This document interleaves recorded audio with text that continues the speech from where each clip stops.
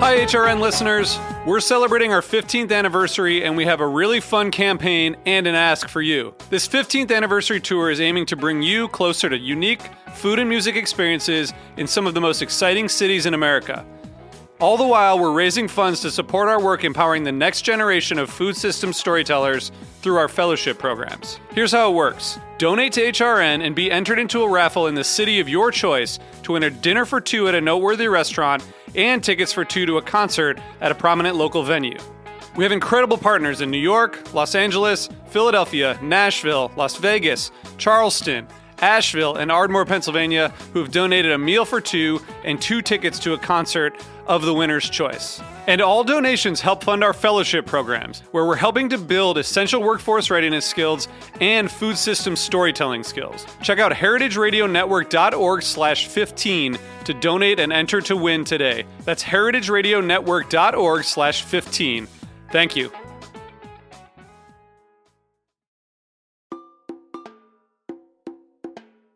I'm Luke Griffin, and you're listening to Bushwick Podcast. Local stories for a strong community here in Bushwick, Brooklyn. We partner with organizations throughout the neighborhood to share their remarkable journeys and break down the important issues facing Bushwick today. This week, Bushwick and New York City at large are in the final stretch of the most important political race you probably haven't heard of. It's important to come out and vote in this election because this election is going to determine whether or not you feel New York City is a city for you. That's as simple as I'm going to say. Put it. If you wake up every morning frustrated with the fact that you don't have the opportunities that maybe someone did 10 years ago, this is the election to make that hurt. The race is for an election that takes place next week on Tuesday, February 26th, and it's for a position called the New York City Public Advocate. What is the Public Advocate, and why is it so important that you personally hit the polls next week to cast your vote?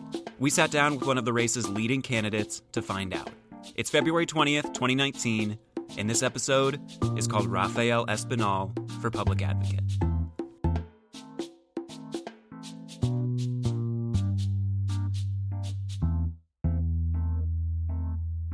There's a number of reasons why you might not know what the New York City Public Advocate does. And to get into those reasons, it's helpful to know a little bit about how the government works in New York City. Just like the United States government has an executive branch that's led by the president, the New York City government has an executive branch that's led by the mayor.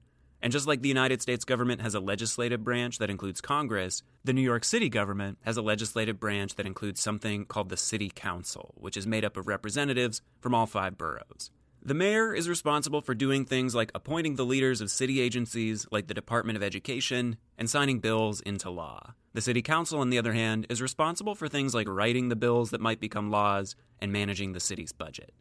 On the City Council, there used to be a position that was somewhat confusingly called the President of the City Council, and it had a lot of power over how the council worked. In 1989, the council made changes that gave those powers to other members and turned the president of the City Council into a largely ceremonial role without a lot of real power. A few years later, in 1993, the name of the role was officially changed to the Public Advocate, and its chief responsibility was defined as being the top watchdog for the city's services and making sure that the city's government was doing right by the people of New York. Today, the Public Advocate is a pretty open-ended role that can do a lot or a little depending on who's in the position. The Public Advocate has the power to write and introduce bills in the City Council, but not to vote on them, and they're technically second in line to take over as the mayor if the sitting mayor is unexpectedly unable to fill their seat. The biggest power the Public Advocate has, though, is what's called the bully pulpit. The bully pulpit is a fancy way of saying that the Public Advocate has a platform to be heard. And if they talk, then people, like the media, elected officials, and New York City residents, will listen. So while the Public Advocate may not have a lot of real power to solve New York City's problems, they do have the power to help shape the public conversation about how we confront those problems and to put public pressure on other elected officials like the mayor. Essentially, the Public Advocate is responsible for holding the city government accountable for its actions. With all that said, you might be wondering why we're having this conversation now in February when we just had elections back in November. Well, in those elections, our last public advocate, Letitia James, won the race to be New York State's Attorney General, leaving the public advocate seat empty. Which leads us to next week, when we'll be voting on Tuesday, February 26th, to determine who will replace Letitia James to fill that seat. Since the position typically gets such little recognition and has so few real powers, The public advocate might seem like an unpopular seat for politicians to run for. Historically, that's been true, but this year, 17 different candidates will be on the ballot in what will surely be a close race. Why has it suddenly become so popular? For starters, the role can be an effective political launching pad. The last two public advocates have used the position to become the state attorney general, in the case of Letitia James, and in the case of her predecessor, Bill de Blasio, the mayor of New York City. But beyond that, we live in a time where the public discourse is more important than ever, and having a leading role in shaping that discourse, as the public advocate does, means wielding considerable, if informal, power to affect change in the city. Last week, for instance, we saw how the combined protest efforts of the public and a handful of local politicians moved Amazon to cancel their planned headquarters here in New York City.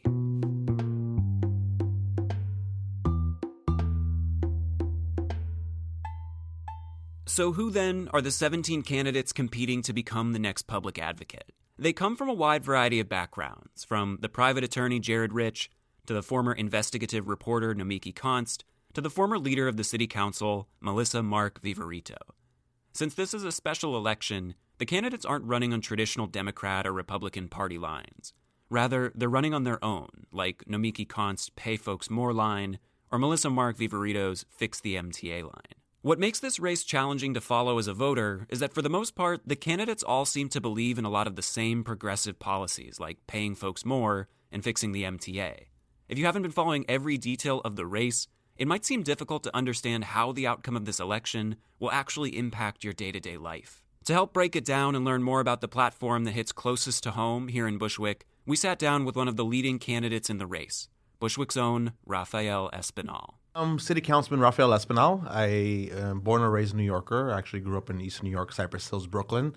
It's like the last neighborhood in northern Brooklyn after Bushwick. It's a bit ironic that while Espinal has been involved in New York State and city politics for virtually his entire career, he never planned on becoming involved in government. He grew up the son of Dominican immigrants in Cypress Hills, a neighborhood just to the southeast of Bushwick that Espinal describes as one of the most disinvested neighborhoods in New York City. He went on to study English at Queens College, and after he graduated in 2007, his first job was teaching adult literacy and GED courses. His life changed later that year, though, when a local politician named Eric Martin Dillon was looking for a writer, and Espinal took the job. Did not study local politics or political science while I was in college. I was more of an arts English film major.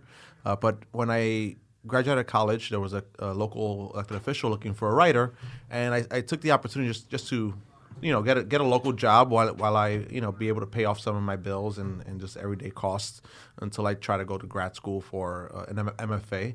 But I kind of got sucked into the conversation. I kind of saw how local government is actually responsible for the everyday issues we face as New Yorkers. And as someone who grew up in a disinvested neighborhood, I saw it as a unique opportunity to really start using the position or the role to invest in those issues I struggled with as a child. Though he may have initially accepted the writing role to help pay the bills, Espinal ended up working for Dillon full-time, and within just a few years, worked his way up to become Dillon's chief of staff. Things seem to have moved quickly from there. Espinal ran for his first public office in 2011 and won a seat in the New York State Assembly. Then, in 2013, he ran for and won a seat on the New York City Council, representing Bushwick, Cypress Hills, East New York, and the other neighborhoods in the city's 37th district. It's a seat that he still holds today.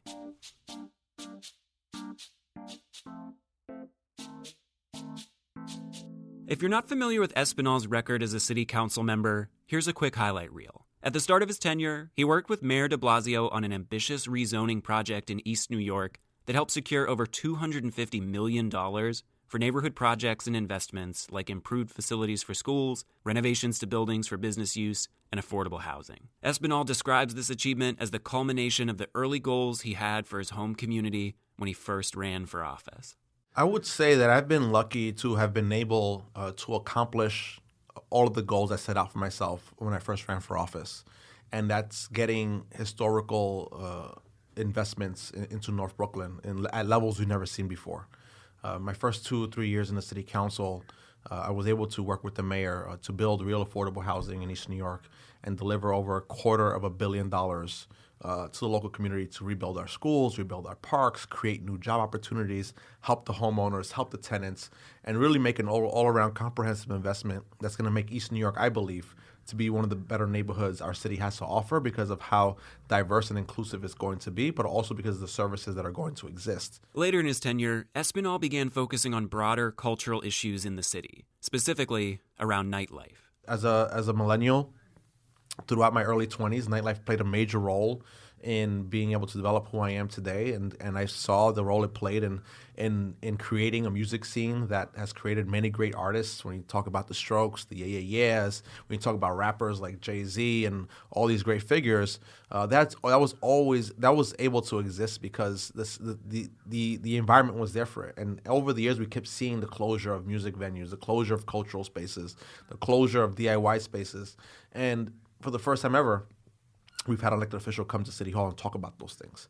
And we saw real progress on that. He was instrumental in creating New York City's Office of Nightlife, an official government office responsible for connecting nightlife businesses like clubs and bars with city officials to help create better policies and regulations. And in 2017, he led the repeal of something called the Cabaret Law.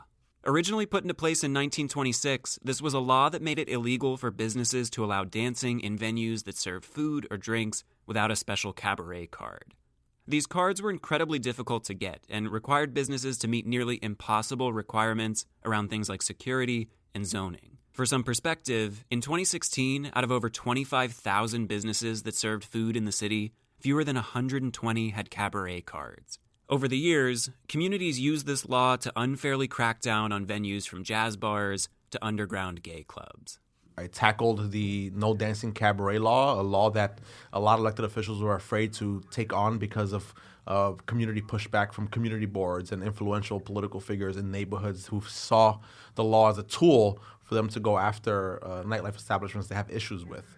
And it really, I think it's important for anyone in office to be who they are and to really tackle the issues that are important to them and really block out all the other noise that comes with it. This is why we're elected. When he started his career in office, Espinal describes feeling a kind of pressure to conform to accepted norms. But as his achievements in office have grown, so have his confidence and his sense of political identity. Yeah, I mean, I'm going to be completely frank. When I first got into office, there was this idea lingering over my head that there was a certain way you had to compose yourself. There was a certain way you had to approach issues. Because if you didn't, you probably face intense political pressures that might be a problem for you when you run for re-election. But at the same time, I felt that it was important for me to be a voice for all of those who are fed up with government. Again, I didn't grow up with any governmental experience. I ran for office because I wanted to see real change. So as I progressed and as I got older over the years, I started flexing my own thoughts throughout the process. For example, I was the first city council member to endorse Bernie Sanders and to go against the Democratic Party here in New York City, only because I felt that Bernie Sanders was going to be the best candidate for our city and our country. More recently, he broke from party leaders by refusing to sign a now infamous letter recruiting Amazon to New York City in its search for a new headquarters. While this was somewhat controversial at the time, Espinal describes the move as simply holding true to his own values and doing his homework. I think there's two things that should infuriate you as a New Yorker when it comes to the Amazon deal and the Amazon letter itself. One, those folks who did sign the letter, and the letter clearly states, we as a body urge Amazon to move to New York City because of X and Y reasons, because we have all these great amenities. Those folks who signed the letter decided over the past few months that now they're 100% opposed to the fact that Amazon's coming to New York City. I think that in itself shows that there are folks in office who make decisions without thinking about the implications that might have on you as a New Yorker. That in itself should infuriate you. Two, it's easy. It would have been easy to do the research. I think maybe I'm the only millennial that's in this race that didn't sign this letter as elected official. I have my finger on the pulse. I know what's happening. I know Amazon's responsible for the closure of many of our small businesses. I know that Amazon exploits its workers. I know that Amazon is responsible for a lot of the quality of life and livable issues that Seattle's having on the city. So I did not sign the letter because I was concerned about those issues, right? Am I saying that because I did not sign a letter that I was not willing to talk about the potential and how can we shape the idea to make sure it's an idea beneficial to New Yorkers? No, but I didn't think it was right for me as a New Yorker, as an elected official, to put my name on a letter urging a company with this history to come into New York City, and so that's why I didn't do it. He's quick to note that he's in fact the only city council member in the public advocate race who refused to sign the Amazon letter. And now that Amazon has pulled out of the deal after a sustained public backlash, Espinal's position seems especially prescient. Given that Espinal is, as he puts it, having such success achieving his goals in his community as a city council member, it begs the question, why is he now running for public advocate?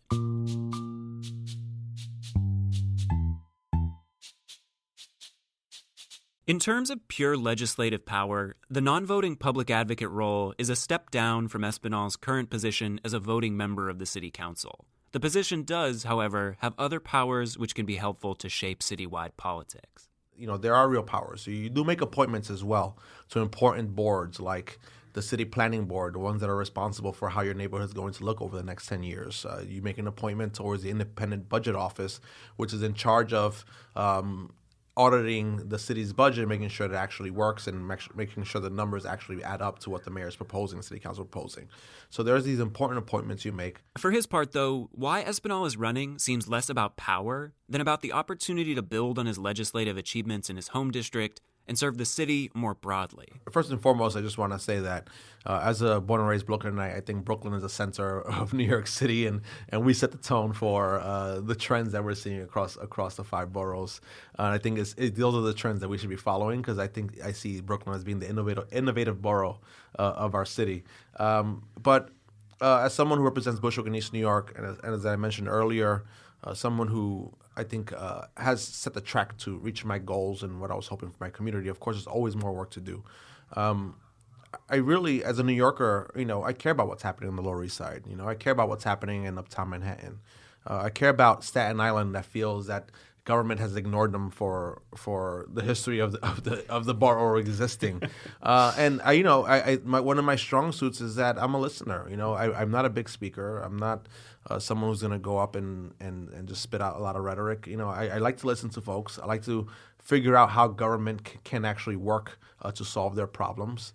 And as someone who grew up in a disinvested neighborhood, those frustrations that I've had of why government can't fix my park, I want to be able to bring that passion across all 5 boroughs and actually start speaking up for those who felt that they've been voiceless throughout their time. Ultimately, he recognizes that without the ability to directly pass legislation, the public advocate's biggest power remains informal. But when it comes to the actual figurehead and the powers it actually has, I do believe the biggest power is the bully pulpit and being able to set that conversation and set the discourse for the future of our city. But this is something that Espinal seems to welcome. He points out that some of his most tangible accomplishments as a city council member have come without actually passing legislation. I've been successful as a council member. I'm doing a lot of great things without actually putting policy forward. For example, it's not unrelated to all of this. Major League Baseball, the entire MLB baseball, extended netting across the entire country to protect fans from getting hit with foul balls and baseball bats, because we saw a lot of children, elderly people, unfortunately get hit with some of these objects and end up in the hospital. And simply by raising the conversation and putting in a bill that I didn't pass at the end of the day, I was able to be in a room with the owners of the Mets, with the owners of the Yankees, with the commissioner of baseball, and talk about how Major League Baseball nationwide should implement new policy to protect their fans. And that was simply just by using the bully pulpit. And it just shows how effective it can be if you're able to use it in a way that it's going to be effective. More than anything, it seems that Espinal is ready to tackle citywide challenges and ready to represent not just Bushwick and the rest of the 37th District, but all New Yorkers. I'm proud and I feel lucky to say that I've gotten there or I'm getting there by the time my term will be over. But it allowed me to kind of think about policy and how can I use my time now that I don't have to spend 100% of my energy in getting the city to invest in our communities. how can I work on policies that impact the city as a whole? What are the issues that, as a New Yorker, that I wake up to every morning, or that I know that my peers or my friends and neighbors deal with every single day, and figure out how can I work policy that really kind of resonates with everyone.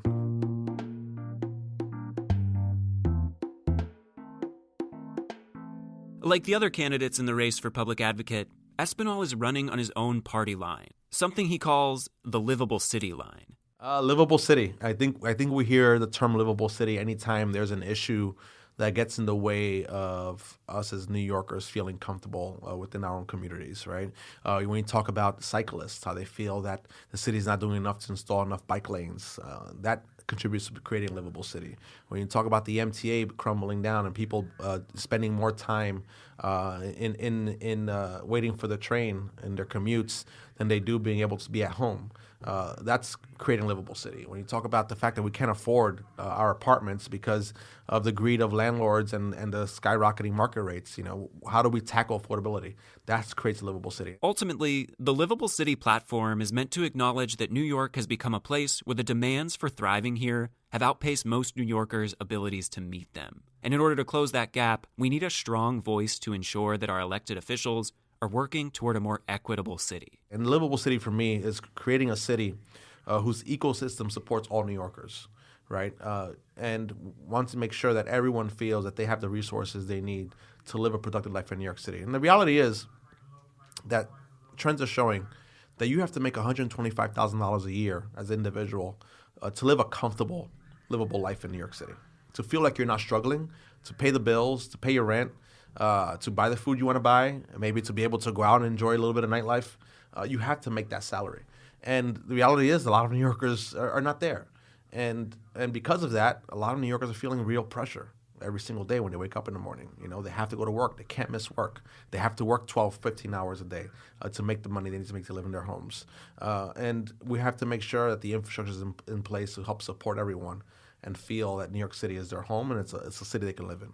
Part of that, of course, would mean tackling the biggest issues facing New Yorkers today, like public transportation and housing, two of the biggest issues to have emerged in the public advocate debate. In a race that can seem so confusing, the problematic state of shared infrastructure like the MTA serves as a perfectly clear example of an area where New Yorkers need a strong voice to advocate on their behalves. As Espinal points out, the very organization of the MTA seems set up in a way that can make it difficult for New Yorkers to hold the authority accountable. So currently the MTA is a very convoluted system, right? First and foremost, it's an authority, meaning they're like a quasi-government agency, but they're independent from the government, right? So there's no real oversight over how they spend their money and what's going on within the agency. Two, there is an MTA board, which is appointed by 7 different elected officials, meaning the board itself is a mess, right? To reach consensus and conclusions on issues, I'm sure is a long, drawn-out process. And 3, there's really no one we can hold accountable for the fact that the MTA is not working, right? When something terrible happens, the governor and the mayor takes a hands-off approach and say that this is not their issue. But when there's something good is being announced, all of a sudden you'll see them say like, "Oh, this is our idea. This is how we did it." But if you're not in control, how are you responsible for the good things and not responsible for the responsible for the bad things? While each of the public advocate candidates supports some set of reforms for the MTA, Espinal has a very specific strategy for making the MTA more clearly accountable to the public, taking it from the hands of the state and putting it fully in the hands of the city. So the idea is to put the MTA, solely the MTA, the Transit Authority, in control of the city's hands, so that the mayor could be held accountable for anything that goes wrong, and for the mayor to have a full oversight over the spending and the repairs that needs to be done in order to maintain the system. There would then, of course, be the issue of paying for those repairs. Espinal has a specific strategy here as well. I also believe that, yes, there is a need for $40 billion. Andy Byford, the new head that came in to create a plan of how we're going to fix the system, put out a plan saying that over the next 10 years we need to make $40 billion in investments. I have a plan to be able to raise that money, and that's taxing Wall Street. Wall Street right now currently pays the city and state of New York $11 billion in sales taxes. But for some reason, since 1981, the city and the state has been rebating that $11 billion back to Wall Street at 100%. So pretty much it's like us as an individual filing our taxes at the end of the year, paying our taxes, and then we fill out a paperwork and we get all our money back. I mean, that would be amazing, right? But that's what's happening in Wall Street. And that money could be used to fix our transit system. And that's another idea I'm pushing to make that happen. For as problematic as the state of the MTA may be, the state of NYCHA, the New York City Housing Authority, which oversees public housing in the city, may be even worse. NYCHA buildings across the city are experiencing catastrophic maintenance issues, with residents at multiple sites periodically going without heat and hot water, and hundreds of children in NYCHA units showing high levels of lead in their blood. The most recent estimates put the total cost of all the repairs that NYCHA will need to implement at nearly $32 billion. While investigative reports, activism from residents and organizations, and the public advocate race itself have helped bring these issues to light, Espinal points out that it's all past due. I think it's also important to note that, I think NYCHA residents have not been getting the services they need and deserve because have actually been in the shadows. And, you need a public official to speak up and use the media and the press to expose what's happening within those buildings. It's not common knowledge that NYCHA residents can't call 311 when their ceiling is falling apart. They call NYCHA. And all of the information and all of the issues that they're facing stays internally within the authority. So it's very hard for the public to actually know what's happening behind those buildings, while you have residents who are dealing with mold, who are dealing with, vermin infestations, who are dealing with all of the issues that we normally would call 311 for as a private resident in a private building, and get the city to come in and to be able to address. They don't have that same luxury. So we have to shed more light, be as supportive as we can, and make sure the city and state is doing right by them. As Espinal sees it, it's the responsibility of the public advocate to elevate these issues before they reach catastrophic levels, and push elected officials to pursue solutions, like Espinal's proposed changes to the Wall Street trading tax, that can address these issues directly. You have to be the voice of every New Yorker, and public housing, I think, is one of those examples where folks' issues are not being amplified. I do believe that the stock transfer tax that I mentioned earlier regarding Wall Street could fund both the MTA and NYCHA at the same time within the next 10 years. It's $11 billion. NYCHA's issues are over $30 billion. $30 billion with the MTA's $40 billion, $70 billion. So over the next 10 years, with $11 billion a year being recuperated from Wall Street, we can pay for both these problems, and there'll be money left over for other issues. But with limited powers to actually pass laws or manage the budget, how might the public advocate actually help accomplish any of this? Again, it comes back to the bully pulpit and shaping the public discourse. Strategies that, while maybe not fast, can be highly effective. My role as public advocate would be to push the governor and the state legislature to finally pass legislation to stop refunding those rebates back to Wall Street. And I think it's important for New Yorkers to know that, no elected official has the power to raise a magic wand and change anything, right? It really takes the shaping of public opinion and the public pressure to put into government to actually make these changes for us. For example, like the governor did not wake up one morning and say we have to raise the minimum wage $15 an hour. He woke up and made that decision because there were a lot of activism and protests and a lot of outcry for a more progressive pay wage in the city and state of New York. So we need folks to get involved, to learn about these Wall Street taxes that are going back to that they're not paying, and actually raises an issue that our government should take on. And as public advocate, that's one of the platforms I'm running on. I'm hoping as I'm elected, I'll be able to go to Albany and really push the states to make these changes.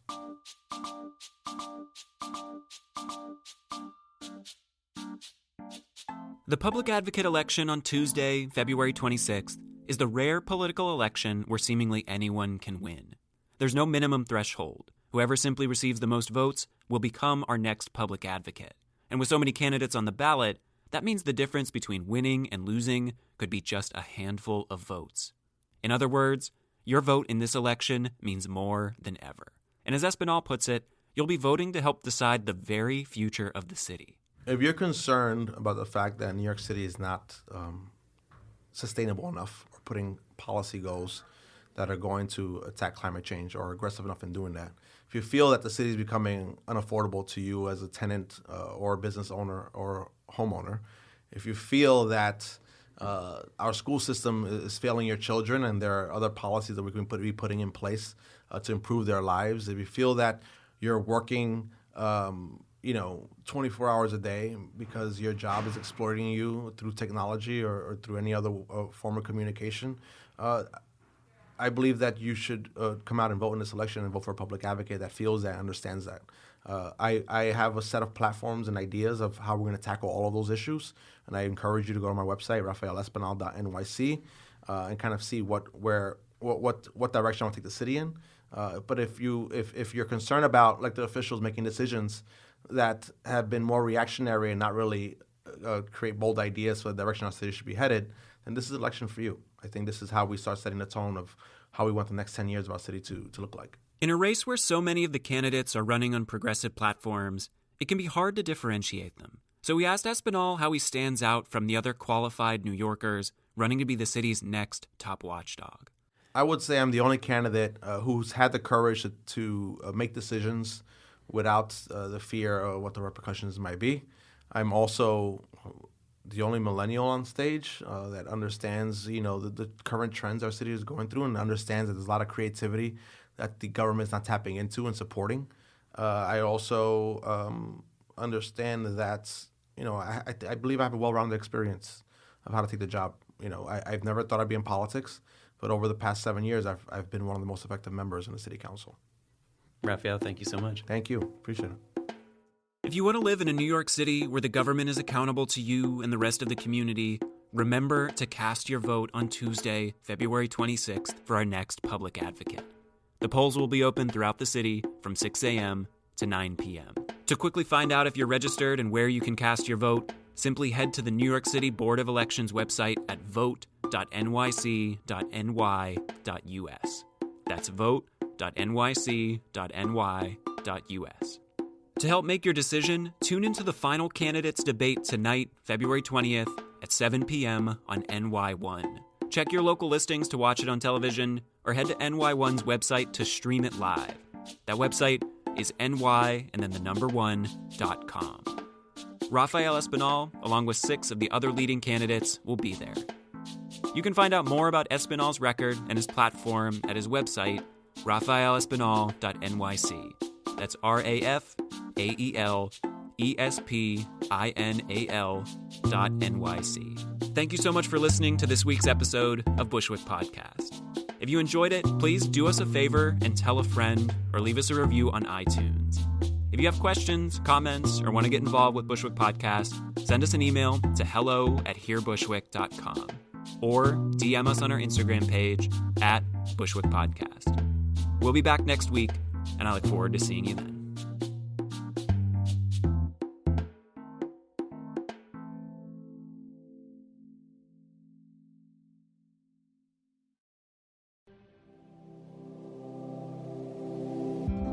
Hey there, I'm Lee Ullman here with some big news from the National Young Farmers Coalition. We're partnering with Heritage Radio Network on a special season of The Farm Report. It's all about what's happening with the Farm Bill and how it impacts farmers and eaters. I am growing diversified vegetables on land that's been in our family for 150 years. And so with the pandemic, gentrification, property values going up, we had to sell the land and we lost it. Join us as we uncover the untold stories behind this massive piece of legislation that shapes how we grow our food, what we eat, and so much more. The problems we have had, those are things that come from earlier Farm Bill and USDA policy, right? Like Earl Butts, get big or get out. It's my responsibility to know not only what I'm eating, but then like how that all came to be. And realize wow, this piece of legislation, all this money, it's technically something that I support as a taxpayer. While Congress debates the next Farm Bill, this is not just an invitation to listen. It's a call to action. Be part of the conversation. Subscribe to the Farm Report on Heritage Radio Network, wherever you listen to podcasts.